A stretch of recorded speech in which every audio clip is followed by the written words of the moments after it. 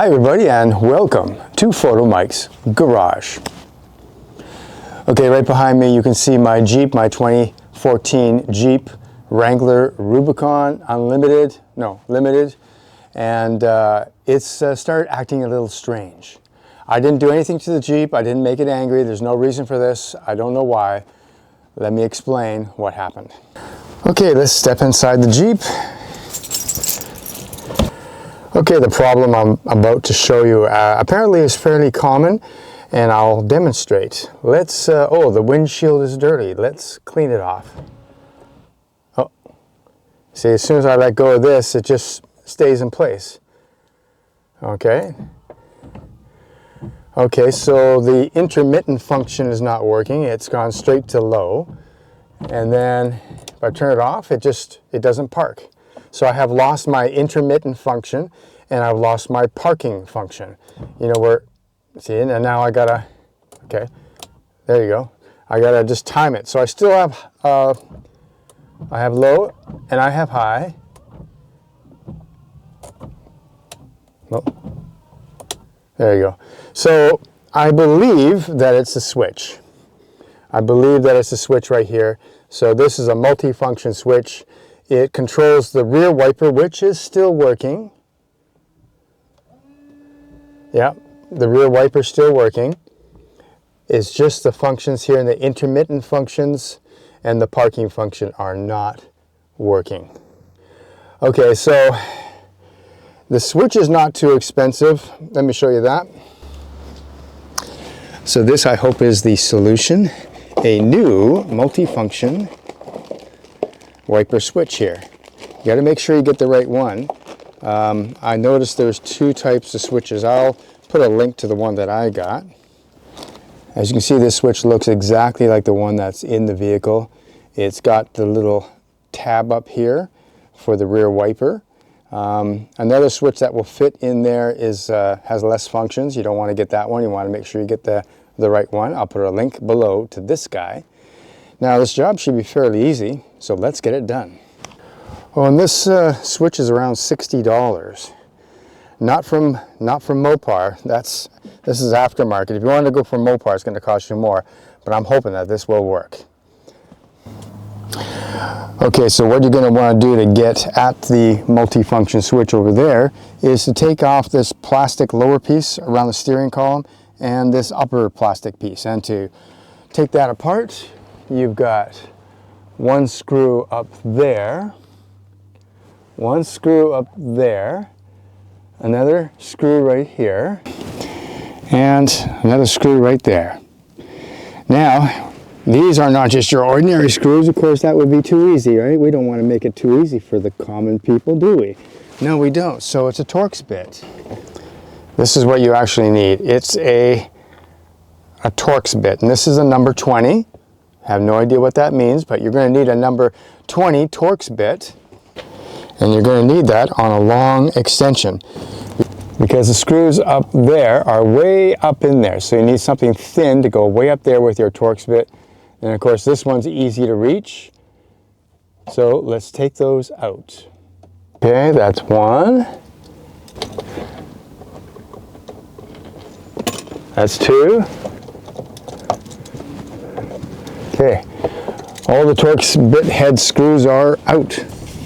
Okay, we just pull down on that, and that separates the bottom one out. We can pull the top one off, right there, and right there. Okay, and then slide it out. You might have to move your steering column a little bit down. There you go, the top cover is off. Where did this come from? Get back to your place there. Okay. Okay, so now we can see the multi-function switch. It's visible for all to see. Okay, so there's our multi-function switch. There's one screw right there holding the whole thing in. You undo that screw, then you gotta undo the wiring harness here, and that should be it. So let's get that screw out. Okay, we're using our little 1/4 inch ratchet, which can just barely fit in there. You don't want to drop your little Torx bit down here. It's very hard to get back, let me tell you. Because, yeah, I did that. Okay, we're slowly getting this guy out. And there we go. We got her out. Oh, man. Okay, so now the wiper switch should just simply come out. It's not coming out. Okay. What now? Okay, I finally figured out why it's not sliding out. I took off the wrong bolt. You're not supposed to take off this one, you're supposed to take off this one. I'm going to take off this one. And for that, luckily it's just a Phillips. You need a stubby because it's tight back here. With a stubby Phillips, you can get this last little screw out. Okay, so now with that last screw out, I should be able to pull this out. There we go, it's pulling out. And we undo the yellow bundle of wires right here. And there we go.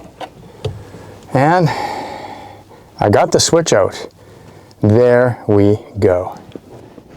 This is the new one, that's the old one. There's nothing obviously wrong with it, but I'm putting a new one in, and we're going to find out if we solve the problem real quick.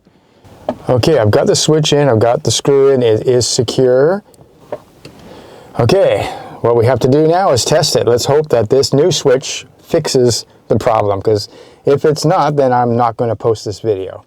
So if you don't see this video, you'll know that it didn't work. If you are watching this video, you know that it worked, right? Okay.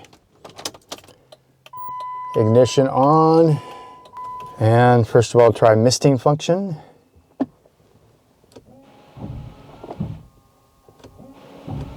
Still doesn't work.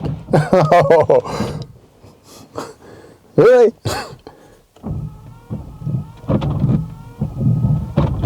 Oh my God, it's the wiper motor. Oh my God. No way.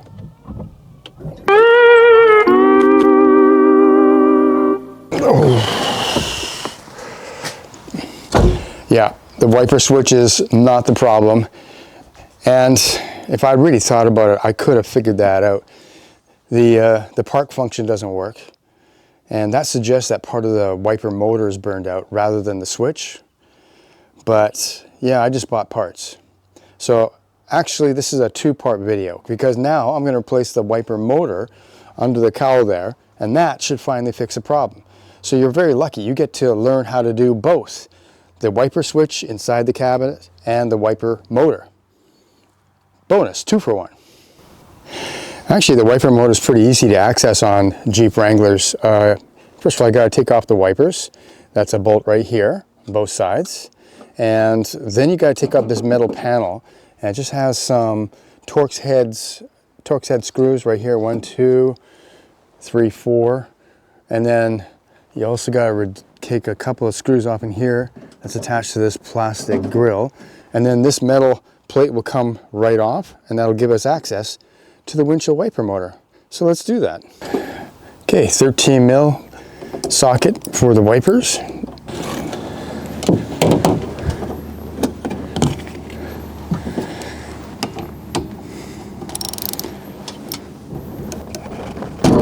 All right. Okay, these are kind of press fit on. So what you want to do is sort of rock it over this way and go.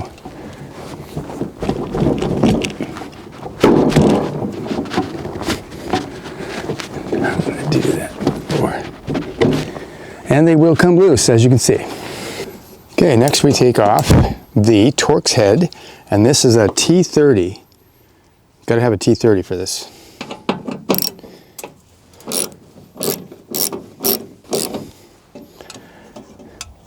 The crudity of the Jeep to the rescue. Take these two guys out, and then we'll take the two out on the other side. Okay, with the 4 Torx head bolts out, you can see that it's actually kind of loose. I can move it around, but it still won't come out because there's two other screws in here we got to look at. So let's open the hood. Okay, I've opened it all the way. As you can see with Jeeps, it's easy to put the hood all the way back, lean it up against the windshield, won't hurt anything, and you get unparalleled access to everything under the hood, including the wiper motor right there.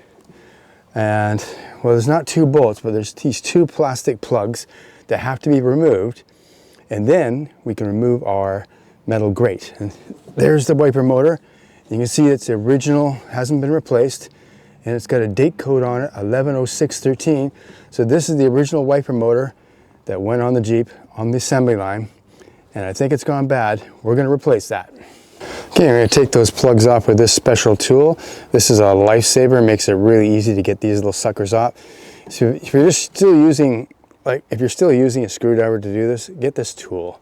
It makes life so much easier. Okay, there you go. That's the first one. And what's great about a Jeep is that you can actually stand on it. Try doing that with like your great luxury type cars. I can stand on the engine. You gotta love a Jeep, really. Oh, okay, that's up. And as you can see, the grate is loose. Now we have to put the hood down to get that off.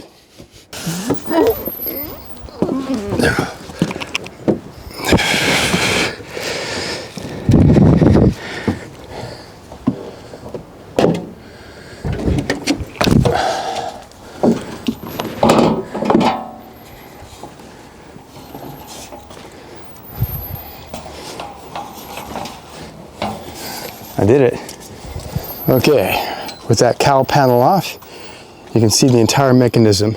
And if you have to replace the mechanism, that's extremely easy. Two bolts, one here, one the far side, and this whole thing will just come off. So actually, this is very easy. There's our plug, there's our motor. Now we're gonna have to transfer our new motor over to these wipers, but first of all, let's take the whole thing out. Okay, you got one bolt over here holding the wiper mechanism. That's a 10.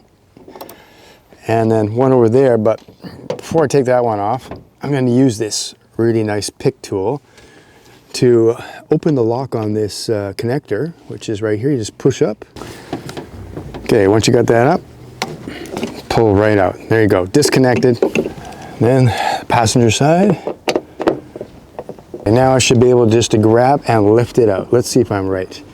Ooh. Now there's a little center stud in the center here, but it should just pull up. Yep, there you go. That's just a locating stud, and it's out. That's how easy it is. Don't pay people money to do this part. Not at all. It's easy.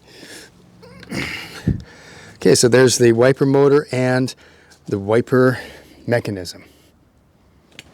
But now we got to disconnect the wiper motor from the mechanism and put our new wiper motor on. Because somewhere inside here, resistors are burned out. That's why it's not working properly. But not to be angry, because it gave me a lot of service. This is from 2014 till now. So with simple math, it seems like that's 12 years. 12 years this lasted. Not bad.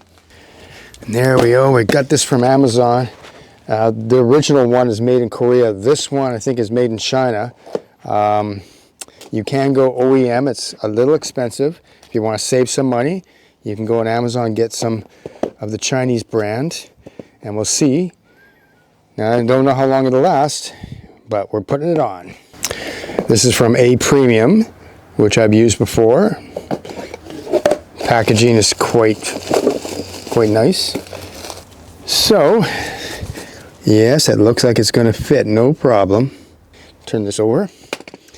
And you see these Torx head bolts. We're going to undo those to attach our new motor onto the windshield wiper mechanism.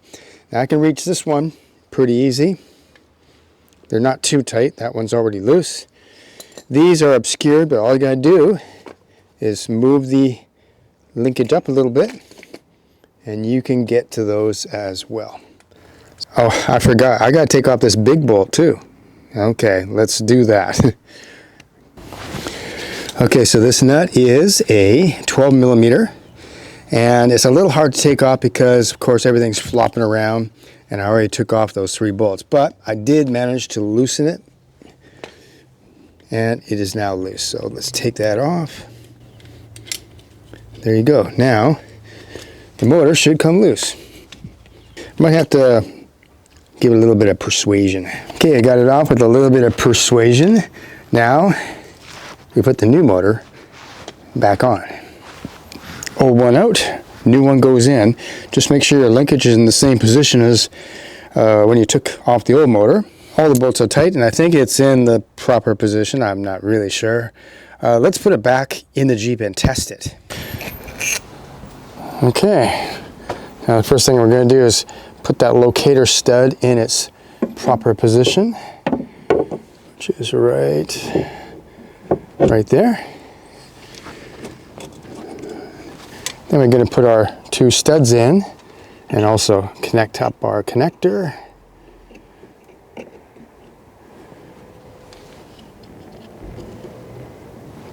Like so. Then we can put the wipers on and give it a try. Okay, got everything bolted on. I've got the wipers bolted on. I'm going to do an initial test to make sure everything is proper. Okay, now the moment of truth. Is it going to work? First of all, let's do a little bit of spray. Oh, it keeps wiping and keep wiping and park. Okay, so it looks like I've fixed it. Put it on my first level of delay. Okay. Yes, it's working.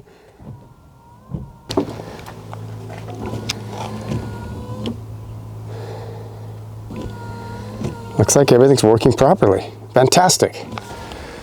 Okay, as you can see, everything's back in place just like nothing ever happened.